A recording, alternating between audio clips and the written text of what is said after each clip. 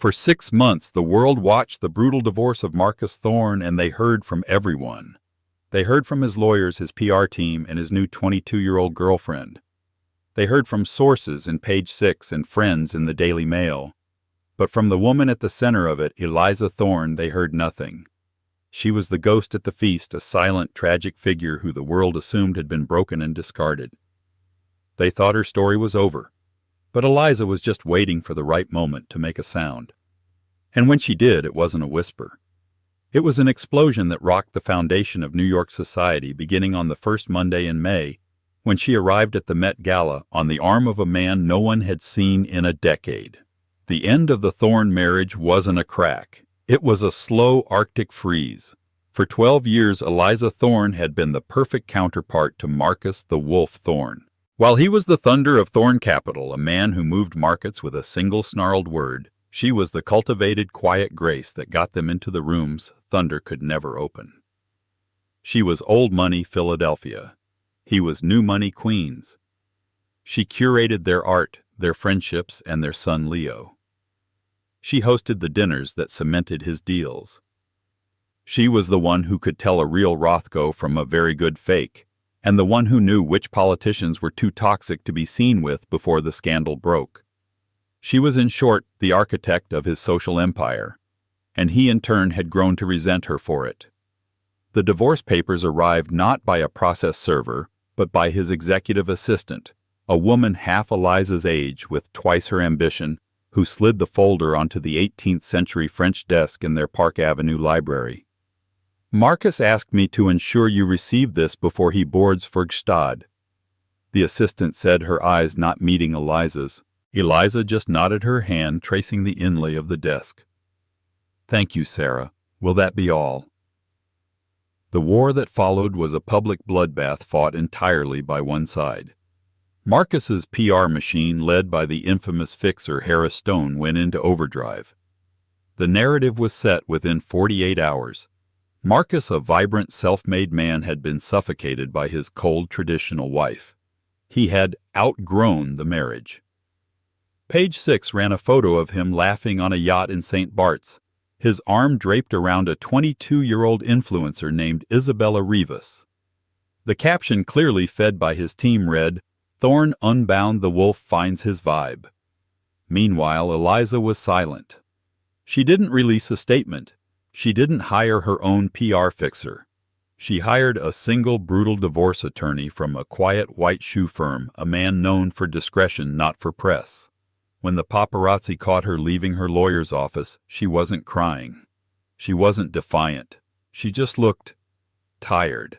She wore a simple beige trench coat and no makeup. The Daily Mail headline screamed, "The discarded wife, a broken Eliza Thorne, faces her new reality." Her friends, the wives of the other titans, didn't know what to do. They called their voices hushed. "Eliza, darling, you must fight this. He can't treat you this way. Harris Stone is telling everyone you're unwell." "I'm fine, Cynthia," Eliza would say, her voice calm as glass. "Just focusing on Leo." Ah, Leo. Her 17-year-old son, currently buffered at a boarding school in Switzerland, was her only non-negotiable. This was the true reason for her silence. Marcus had made a threat not in writing, but in a cold late-night phone call. "You fight me, you make this messy, and I will drag Leo through a custody battle that will gut him. I will prove you are an unfit mother, an alcoholic, a depressive. Harris can paint a picture so dark your own mother wouldn't recognize you. Or you can be quiet, take the settlement, and he will be fine. Your choice." So she chose. She remained silent. She let the world believe she was broken. She let them believe she was a relic, a casualty of a modern man's ambition. She moved out of the 20-room penthouse and into a small, elegant but modest pre-war apartment on the Upper West Side, a neighborhood Marcus openly disdained. The narrative was complete. Marcus Thorne had won. He had his youth, his freedom, and the public's fascination. Eliza Thorne had her silence, her small apartment, and her son's well-being. The case was closed, or so everyone thought. Marcus Thorne loved to win. He loved the feeling of it, the crisp finality. He celebrated his freedom, by co-chairing the upcoming Met Gala, the absolute pinnacle of New York's social pyramid. Vogue had announced his co-chairmanship alongside Isabella Rivas, a move that stunned the old guard but delighted the new. It was a coronation. The divorce settlement was finalized in a sealed private agreement, but Harris Stone, in a masterstroke of spin, leaked the details to a friendly columnist. The narrative Eliza Thorne walks away with a paltry $20 million and the apartment. The world gasped. $20 million. From a man whose net worth was estimated at north of $5 billion, he was a monster. But then the second part of the spin. Friends of Marcus, i.e. Harris Stone, clarified, Eliza refused to negotiate. She just wanted it over. She's tired. Marcus begged her to take more, but she just gave up. He's heartbroken by her state of mind. It was brilliant. It painted him as generous and her as unstable. Why wouldn't she fight? What woman in her right mind would walk away from a billion-dollar claim? His own lawyers were baffled. She folded Marcus. Her attorney didn't even counter the main offer. They just accepted. "See?" Marcus said, sipping a $5,000 bottle of scotch in his glass-walled office overlooking Central Park. "She's broken. I told you. She has no fight." "She had one strange request." His lawyer Bill continued shuffling papers. "She didn't want the Hamptons house. She didn't want the art collection. She asked for one single piece." Marcus leaned forward, intrigued. "The Picasso the Basquiat?" "No, that's the thing. It's a contemporary piece. A study in blue by some unknown artist, barely worth $50,000. It was hanging in the guest wing.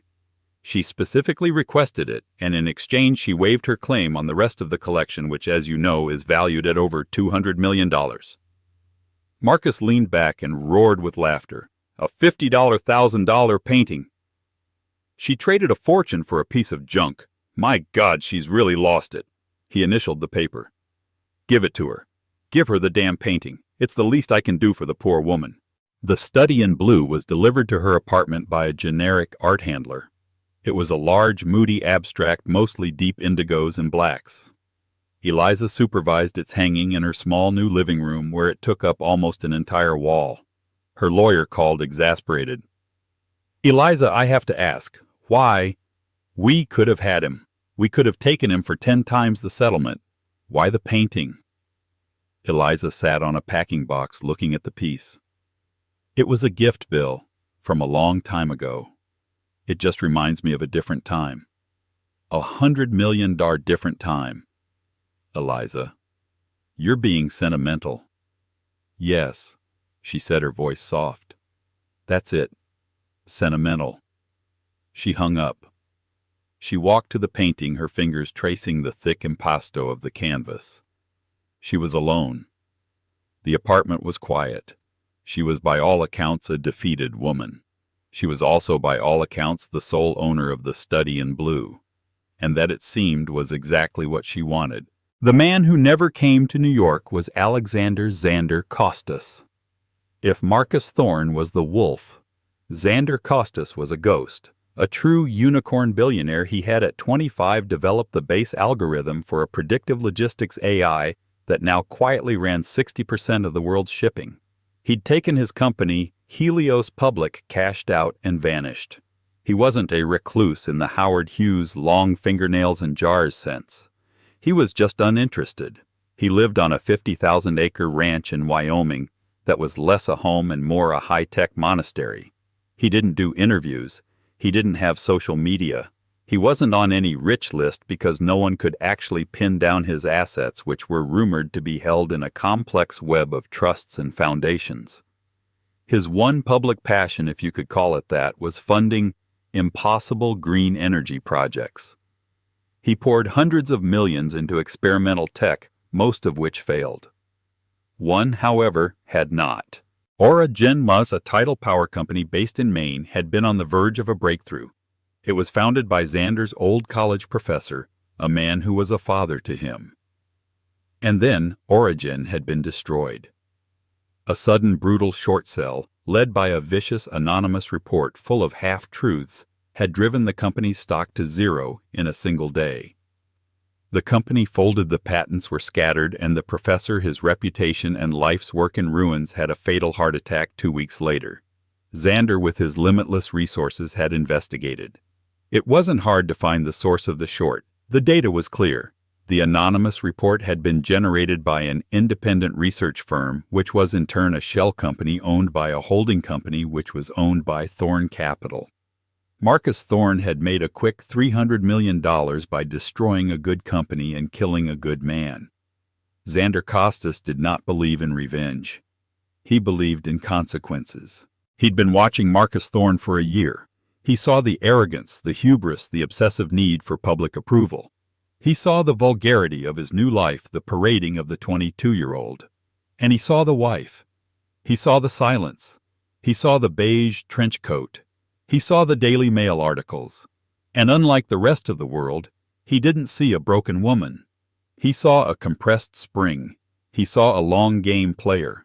He did a deep dive on Eliza Thorne. He found her. He saw her art history degree from Brown. He saw the obscure, brilliant monograph she'd written on 17th-century Dutch art and the hidden language of still life. He saw a woman who understood subtext. And then his research team flagged the divorce settlement, specifically the waiver of the $200 million art collection in exchange for one $50,000 painting. Xander paused.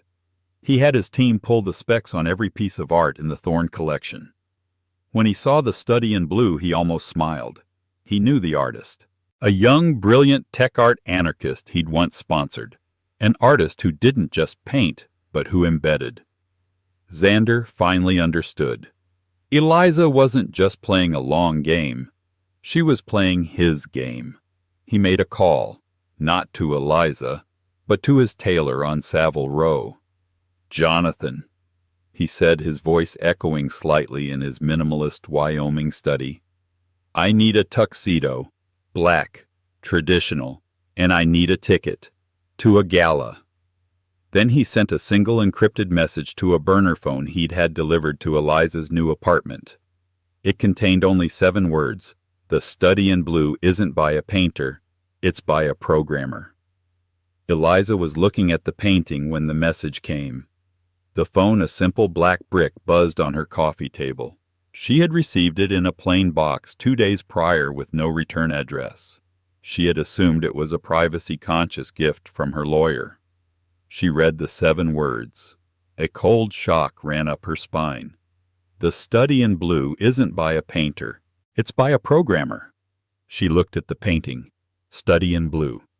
A gift from Marcus 12 years ago when he'd just closed his first truly massive deal. "It's by some hot new artist," he'd said, "a real original." He'd been so proud. He'd installed it in his home office where it had stayed for years, a backdrop to all his video calls. Until, that is, he'd redecorated. 3 years ago, he'd gone full billionaire beige, all sterile minimalism. The dark, moody painting was banished to the guest wing. "It's depressing," he'd declared. "Get rid of it." But Eliza had always loved it. She'd moved it herself, a programmer. She walked to the canvas. She touched the frame. It was unusually thick black painted wood. She ran her fingers along the edge, feeling for a switch, a seam. Nothing. She went to her kitchen, found a small screwdriver. Carefully she undid the screws holding the canvas to the back of the frame. The canvas came loose. She set it aside. The frame itself was now just a hollow black rectangle. She examined it. In the bottom right corner, what had looked like a wood knot was something else.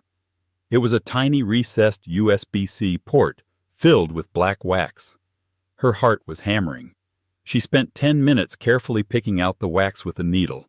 She found a cable from her laptop. She plugged it in. Nothing. Of course. It wouldn't just mount as a drive. She looked at the phone. A new message. He always loved that he was a self-made man, but he never checked his own work. Eliza's mind raced. Marcus. Self-made. His home office. The painting was the backdrop, always, for every call. Until 3 years ago. What happened 3 years ago? The SEC investigation. The one that had gone nowhere. The one everyone said he'd beaten. He hadn't beaten it. He'd hidden it. She thought about his arrogance, his obsessive-compulsive nature which he disguised as discipline, his passwords. He always used the same pattern. The name of his first boat, the year of his first million, and a special character. She went to her laptop. The frame when plugged in wasn't a drive, it was a network, a tiny air-gapped encrypted node. It was asking for a password. She typed Siren Sloop, 98. The network unlocked. A single folder appeared on her desktop. Thorn Ledger. She opened it. It wasn't a crypto wallet, not exactly. It was so much worse. It was Marcus's entire other life, a complete unadulterated parallel bookkeeping system for Thorn Capital. Every illegal trade, every shell company, every bribed analyst and paid-off politician, every market manipulation. The Origen short sale was there detailed in full, with a smug note KO'd the old man. It was a detailed confession of a decade of high-level federal white-collar crime. He'd kept it air-gapped, hidden in plain sight, a monument to his own arrogance disguised as art. He'd gotten so comfortable, so assured of his own victory over her, he'd forgotten he'd given his entire criminal enterprise to the one person he'd just screwed over. He hadn't just underestimated her. He'd forgotten she existed. The black phone buzzed again. This time it was a call. She answered. A man's voice, quiet and with a faint, unplaceable accent. Ms. Thorne. Eliza. My name is Alexander Costas. I believe you have something of mine. I don't know what you mean, she stammered, staring at the screen. Not yours, not his, mine. The Origen file. Marcus Thorne destroyed my mentor. He took my company. I believe the evidence of that is now on your laptop. Eliza sat down. She was shaking, but not from fear. From rage. A cold, pure, brilliant rage. Yes, it is. Good, said the voice. Now I imagine you've been having a rather quiet 6 months. How would you feel about a trip to New York? I hear the Met Gala is lovely in May. They did not meet in New York. That was too compromised, too full of eyes. 2 days later, Eliza, traveling under her maiden name, landed in Geneva. A black Audi A8 was waiting on the tarmac. She was driven not to a hotel, but to a severe, beautiful villa on the edge of the lake, all glass and old stone. Alexander Xander Costas was not what she expected. He wasn't a tech bro in a hoodie, nor was he a slick-tailored master of the universe. He was quiet. Tall, with an athlete's build gone slightly to seed, he had intense dark eyes and the weary posture of a man who'd been thinking too hard for too long. He wore a simple, expensive cashmere sweater and jeans. He was making tea. "Welcome," he said, not offering to shake her hand. "Chamomile or something stronger." "The chamomile is fine," she said, her voice steady. They sat in a vast minimalist room. There was no art on the walls. "You have the ledger," he said. It wasn't a question. "I have a copy," she replied. "The original is safe." A flicker of a smile. "The first one." "Good. You are exactly who I'd hoped you'd be. You understand subtext." "You're the one who knew the artist," Eliza said. "You sponsored him." "Dorian, yes. He believed art should be dangerous. I believe finance should be honest. Marcus Thorne believes in neither. He believes only in himself." "What do you want, Mr. Costas Xander? Please," he said. "What do I want? I want consequences. The SEC won't move on this. Not against Marcus. The ledger is too complex. He'd bury them in litigation. By the time they unraveled it, he'd have moved all his assets to non-extradition countries. He'd be on a yacht laughing." "So what do you propose?" Eliza asked. "Marcus isn't afraid of the law. He's afraid of people. He's afraid of being seen as a loser. His entire empire is built on the perception of his genius. If that perception shatters his investors' panic, his board gets cold feet. The wolf becomes a pariah. And then, when he's weak, when his allies are gone, then the SEC can have him. You want to embarrass him? I want to unveil him, Xander said.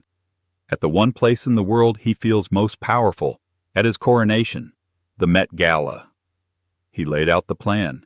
It was simple, and it was brutal. Xander had already been in contact with a small elite team of investigative journalists at ProPublica. They were the unbuyable. They were vetting the ledger. They were building the story. They're missing the prologue, Xander said. The human element, the why. They have the what, but they need the who. They need your story, Eliza. Not as a victim, but as the person who brought him down.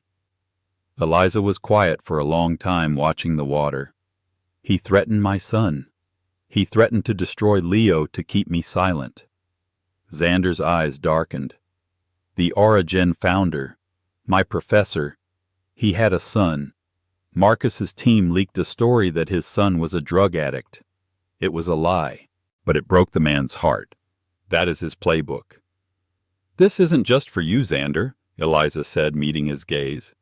Or your professor. It's for me. It's for my son. It's for the 6 months I spent as a ghost. But I have one condition. Name it.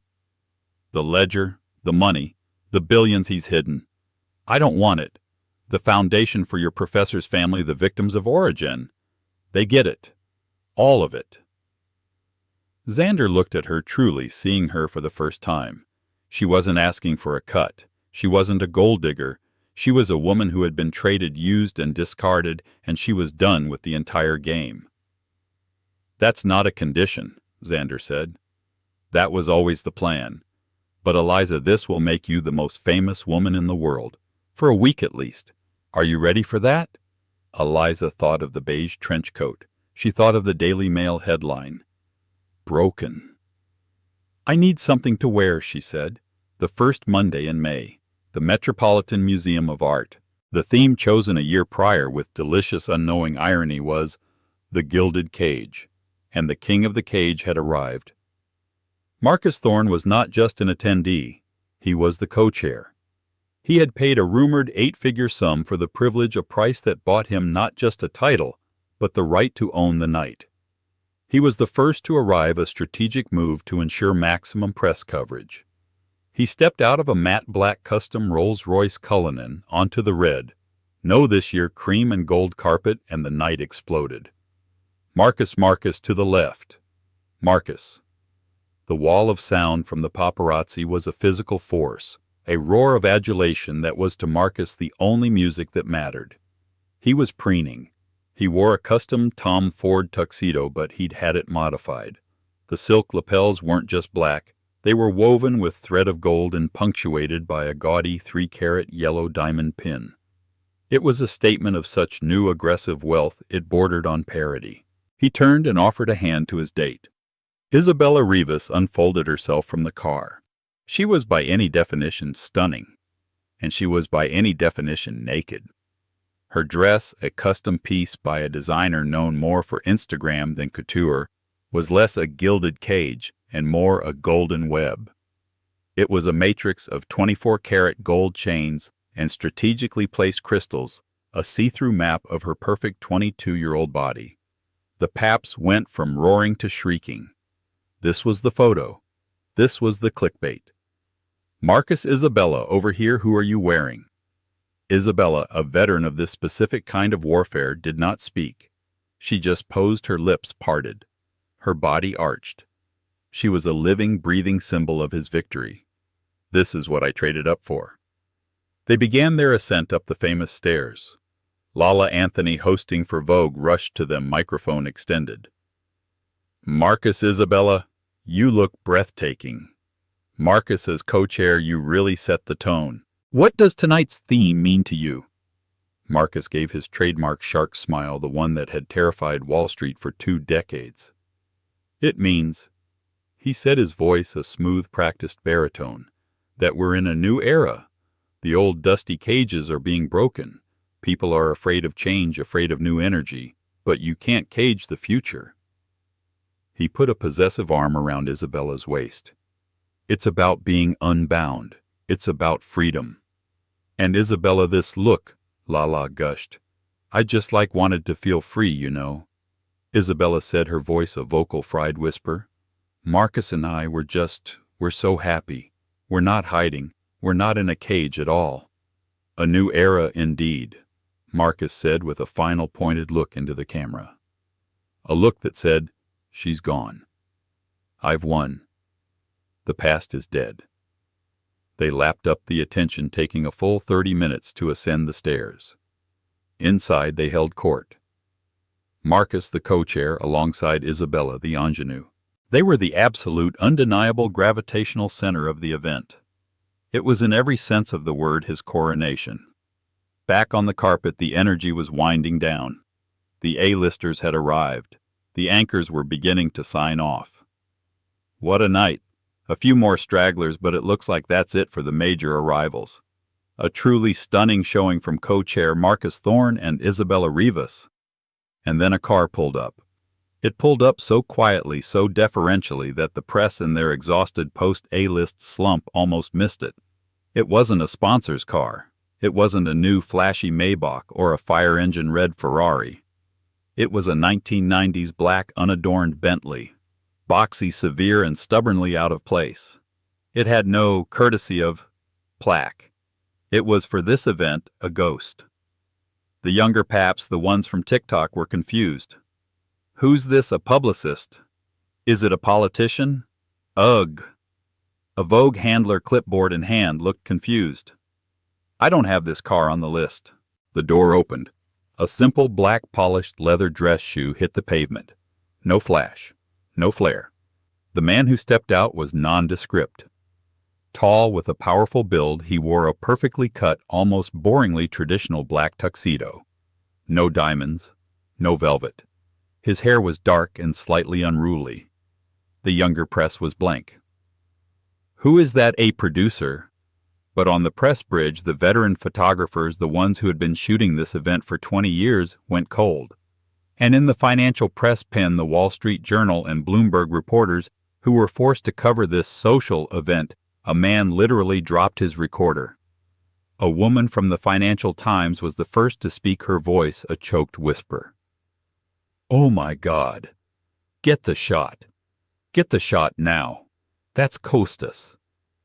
The name rippled through the press corps like an electric shock. Costas. Who? A 20-year-old pap asked. Alexander Costas, you idiot, his boss hissed, shoving him aside. The unicorn, the ghost of Wyoming. He's not been photographed in a decade. Get the shot. The energy on the carpet didn't just reignite, it detonated. This wasn't a celebrity. This was a myth. Xander Costas didn't do parties. He didn't do New York. His presence wasn't a social call. It was a market indicator. It meant something tectonic, something fundamental was shifting in the world. Mr. Costas, why are you here? Xander, a word. What does this mean for the markets? Alexander, are you investing? Are you back? Xander Costas, looking pale and deeply uncomfortable like a deep-sea creature brought to the surface, did not look at the cameras. He did not look at the screaming press. He simply turned and offered his hand back into the darkness of the car. And that is when the night truly broke. A woman's hand took his. It was elegant, unadorned, save for a simple band on her right finger. A shoe emerged. Not a sparkly, strappy 22-year-old sandal. It was a severe, powerful midnight blue stiletto. A stiletto that meant business. A woman's form followed. The silence that fell upon the red carpet was not a lull. It was a physical, crushing void. The screaming, the shouting, the questions, all of it stopped as if a switch had been thrown. You could hear a single camera shutter from the bridge click. Click. Click. It was Eliza Thorne. But it was not Eliza Thorne. The woman who had haunted the Daily Mail in a beige trench coat, her face pale and broken, was gone. In her place was a creature from a different, more dangerous mythology.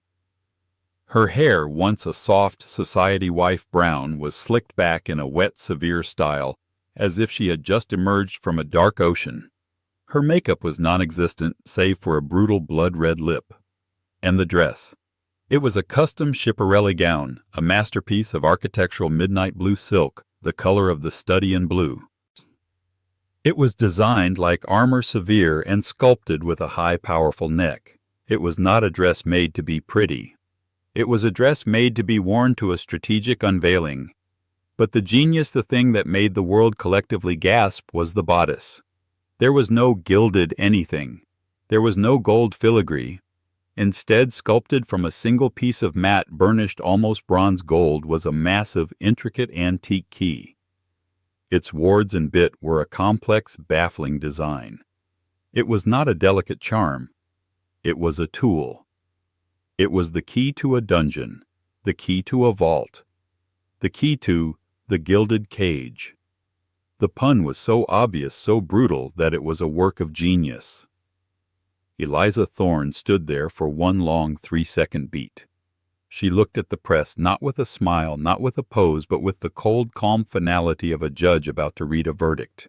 The silence broke. The press didn't just scream, they roared. It was a sound of pure, unadulterated hysteria. They had been given a story. Not just a dress, but a narrative. Eliza. Eliza. My God, Eliza. Who are you wearing, Eliza? Ms. Thorne, are you with him? Xander and Eliza, look here. They didn't stop. They didn't pose. Xander, a silent sentinel, put a hand on the small of her back, a gesture of quiet, powerful protection. They moved as a unit. An island of terrifying calm in a sea of hysteria. They were an unbreachable fortress. They walked up the stairs, the press parting for them like the Red Sea, and they did not say a single word. Inside in the Temple of Dender, Marcus was telling a hilarious, self-deprecating but actually self-aggrandizing story to a U.S. senator and a tech CEO. Isabella was on her phone pouting. And I told him, if you want to short the stock, you've got to at least have the... He stopped. The energy in the room had changed. The buzz which had been directed at him was now a palpable wave rolling in from the entrance. People were turning. People were gasping. What is it? The senator asked, turning. Marcus turned too. Annoyance flickered across his face. Who dared pull focus from him? He saw her first.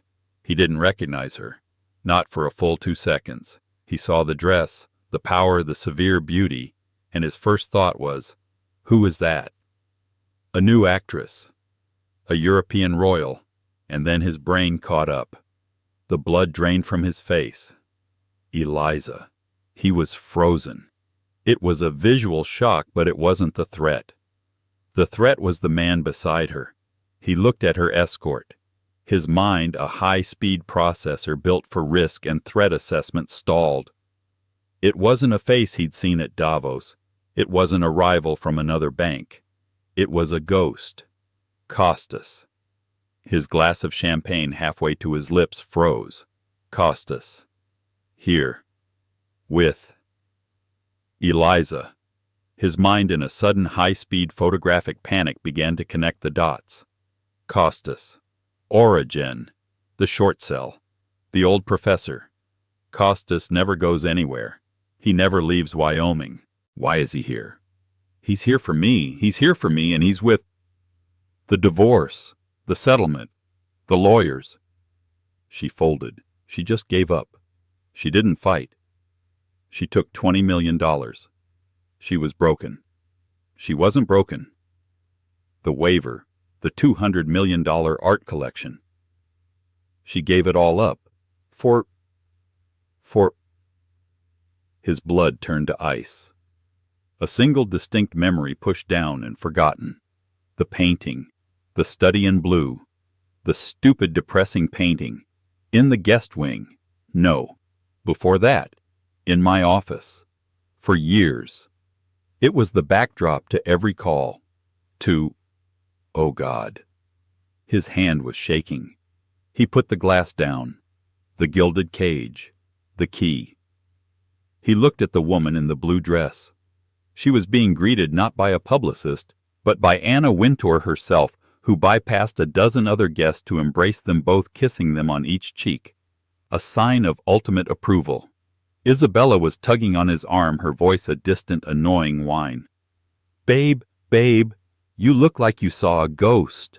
"What's wrong? Why is everyone looking at that lady? Her dress is weird."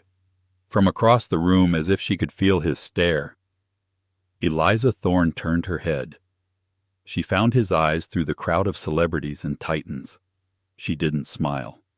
She didn't glare. She didn't scowl. She just held his gaze. It was a simple, neutral, devastatingly calm acknowledgement. It was not the look of a spurned wife or an angry ex. It was the look of a biologist staring at a specimen on a slide. It was the look of a CEO making a necessary, dispassionate cut. It was the look of an executioner who had already sharpened the axe and was merely waiting for the clock to strike.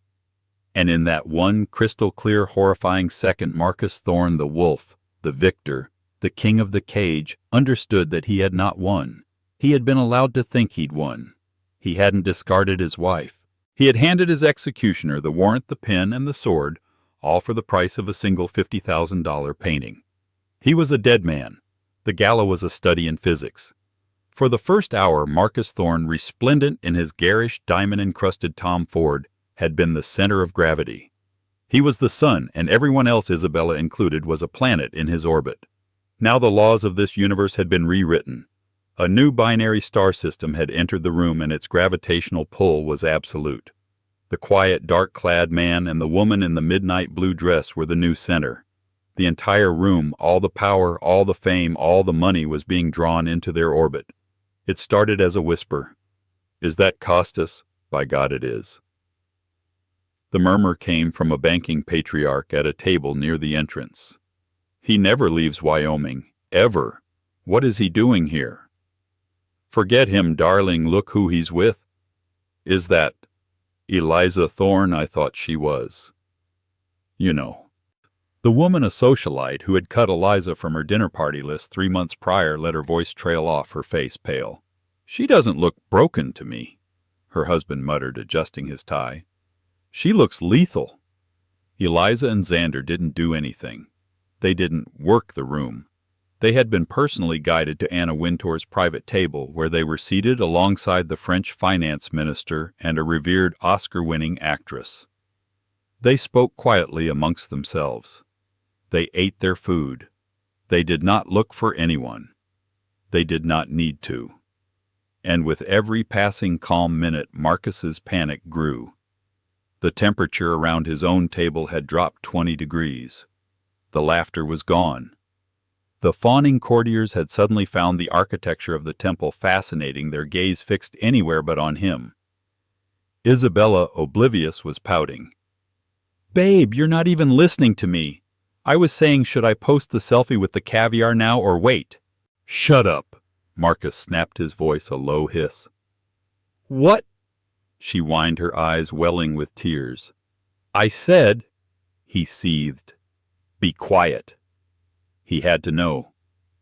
His mind was racing a high-speed collision of worst-case scenarios.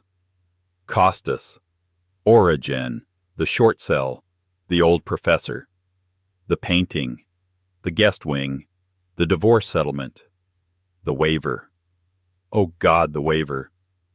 She didn't trade $200 million for a $50,000 painting. She traded it. His blood ran cold. He was a man of action.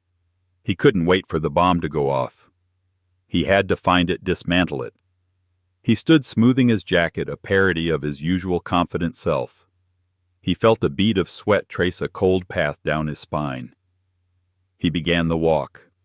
The 100 feet from his table to Anna Wintour's felt like the Gobi Desert.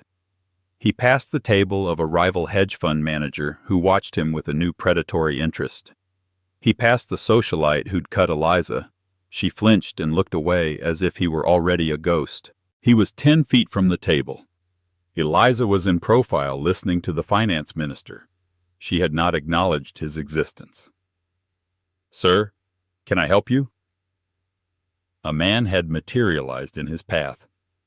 Not a Vogue security guard in a red blazer, but a man who looked like he belonged on a presidential detail custom-tailored black suit, transparent earpiece, and the kind of dead calm eyes that had seen everything. Marcus attempted to pull rank, his voice coming out tighter than he'd intended. "I'm Marcus Thorne. I'm the co-chair of this event. I'm just going to say hello to my—" He couldn't say the word wife. "I'm aware of who you are, Mr. Thorne." The guard said, his voice polite, which was somehow more terrifying. "Ms. Wintour's table is private at the moment." "Private? I'm the co-chair," Marcus repeated, his voice rising. "Yes, sir, and it's private." The "at the moment" was gone, replaced by the finality of a closed door. The guard hadn't moved, but he'd somehow taken up more space. He was an unbreachable, polite wall. Humiliation, hot and sharp, washed over Marcus. He had been blocked publicly at his own coronation. He turned a jerky, puppet-like movement and began the walk of shame back to his table, the stairs of the room burning into his back like spotlights. He sat down, his face ashen. "What happened?" Isabella asked. "Did you say hi?" Marcus just stared, unseeing. He was trapped. The gilded cage was no longer a theme. It was his reality. And then at 10 p.m., precisely as the main course was being cleared and the orchestra had just finished a soaring piece by Vivaldi, the trap snapped shut. Into the ensuing silence came a new sound. Bzz, bzz, bzz, tea. It was not a single phone. It was a symphony of them. The sound of 500 of the world's most powerful people, all receiving the same push alert at the same second. A U.S. senator at a nearby table looked at his phone, and his face went white. The rival hedge fund manager who'd been watching Marcus now grinned a slow, wolfish smile and typed a series of frantic messages into his own device. The Oscar-winning actress at Eliza's table gasped, covering her mouth. The room was silent as a tomb, save for the frantic click-click-click of hundreds of eyes scanning screens. Isabella, annoyed, picked up her own phone. "Ugh, who's ProPublica? Why are they sending me news, babe? Why is your picture—" Marcus grabbed her phone. The headline was stark. There was no page 6 slang. It was brutal journalistic black and white. The Thorne Ledger, How Wall Street's Wolf Faked a Decade of Wins and Destroyed American Companies. The article was a masterpiece of journalistic evisceration. It was over 8,000 words long, and it was all there. It detailed the ledger, the one hidden in the study in blue. It detailed the shell companies, the illegal trades, the bribes to analysts, the market manipulation. It had an entire heartbreaking section on the Origin short sell, complete with on-the-record quotes from the professor's family and the 200 employees who had lost their jobs. And then there was the prologue, the human element.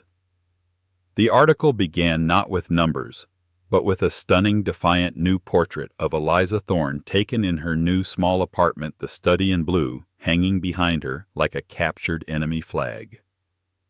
"I was silent for 6 months," her pull quote began. "I was told my silence would protect my family.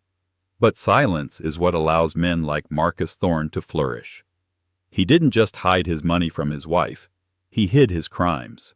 He hid them in a painting he'd banished to a guest room, a painting he called depressing. He forgot that I am an art historian. He forgot that I know how to look for the things hidden in plain sight. He called me a relic.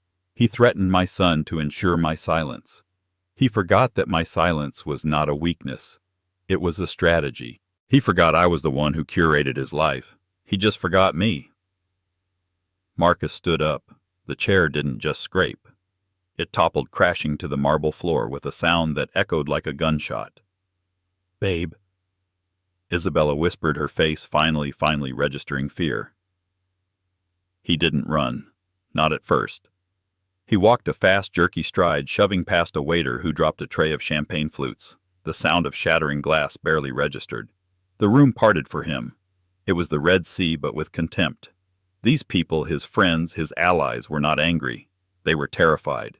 He was no longer the wolf. He was a leper. He was contagion. He reached the grand lobby. He could see the exit, the promise of the cool night air. "Mr. Thorne." A man stepped in front of him. Nicholas Grant, a reporter for the Wall Street Journal who had been tipped off and was waiting like a patient spider. Nicholas Grant, Wall Street Journal. Any comment on the ProPublica report? Any comment on the Origin short sell? Any comment on the SEC investigation you supposedly beat 3 years ago? Get out of my way! Marcus roared a primal animal sound. He shoved him hard, sending the smaller man stumbling back into a large floral arrangement. A camera flashed, capturing the moment.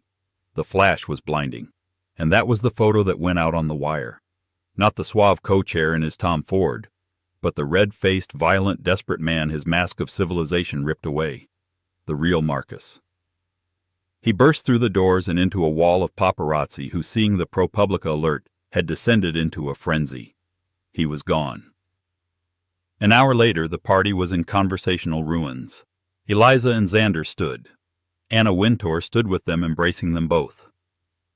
"Thank you for coming," she said, her voice clear. They walked the same path Marcus had run. But where he had met contempt, they were met with a stunned, reverent awe. People stood to let them pass. They were a new, quiet, terrifying form of royalty. They reached the front steps, which were now a war zone of flashing lights.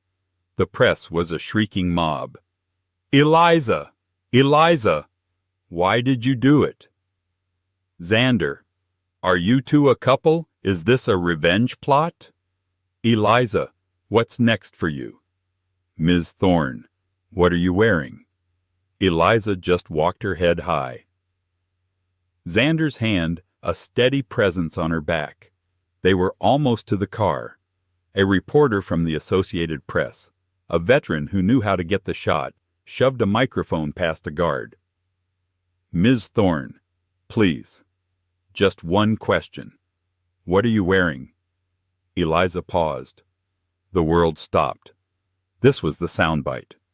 She turned not to the reporter but to the main camera, the one broadcasting to the world. A small, devastating, and utterly final smile touched her red lips. "It's Schiaparelli," she said, her voice clear as a bell, "and I'm wearing my freedom." A stunned silence. Then chaos. Xander had the door to the old Bentley open. As she ducked in, a reporter from the Times shouted, "Xander, what about the gilded cage theme?" Xander paused, one foot in the car. He looked at the reporter, then at the burnished gold key on the dress of the woman now inside.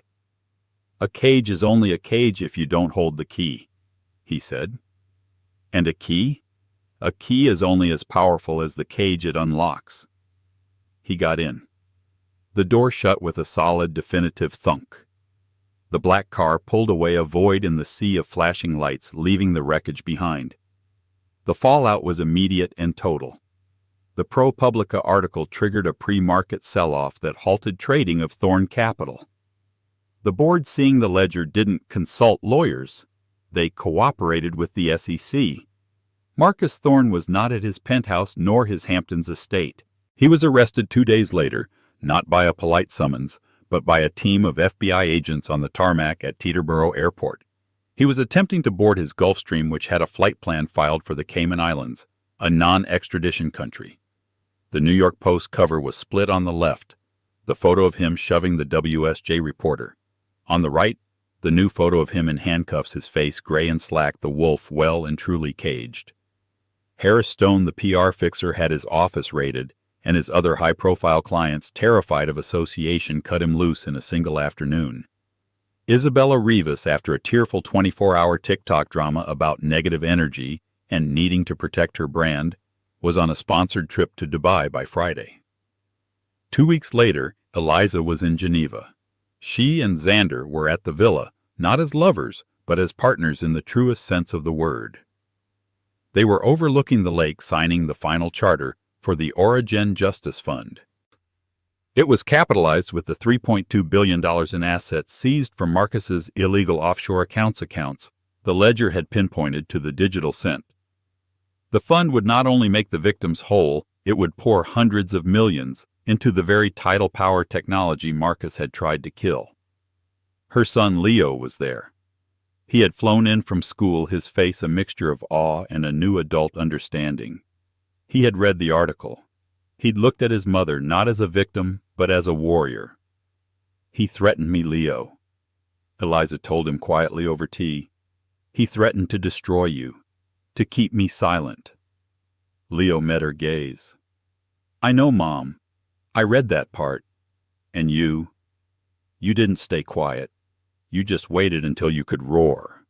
He hugged her, and for the first time she felt his strength, that she realized was her real victory. The black phone sat on the table between Xander and Eliza. "What's next for you, Eliza?"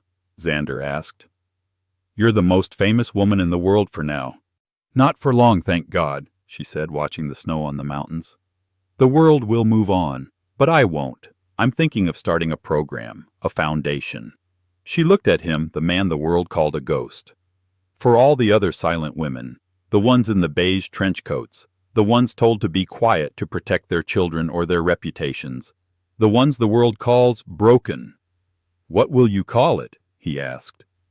Eliza smiled that same devastating smile from the gala steps. "The Key Foundation. I'm not just going to give them a voice. I'm going to give them a crowbar." Xander Costas looked at Eliza Thorne, the art historian who had brought an empire down with a single unloved painting. It was a real genuine smile this time. "I know a few good programmers," he said. Eliza sipped her tea. "And I," she replied, "know all the best art handlers." In the end, it wasn't about the money. It wasn't even about the revenge. It was about a single simple choice to be silent or to speak. Eliza Thorne's story is a masterclass in playing the long game.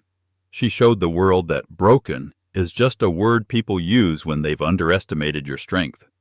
She proved that the most powerful weapon isn't a billion-dollar bank account, but the truth. And she reminded us all that true power isn't about being the loudest person in the room. It's about being the one who holds the key. What did you think of Eliza's incredible comeback? Was her plan genius, or was it too risky? Let me know your thoughts in the comments below. And if you love this story of justice and a comeback for the ages, please hit that like button, share it with someone who needs to see it, and don't forget to subscribe for more true life dramas. You won't want to miss what we unveil next.